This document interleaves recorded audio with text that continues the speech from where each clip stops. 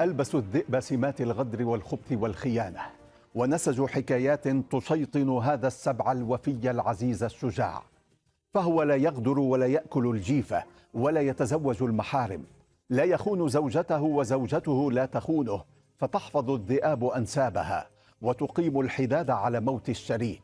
يضحي الذئب بحياته من أجل قومه، ويلقب بالابن البار بوالديه، يصطاد ليطعمهما في وكره في خريف العمر.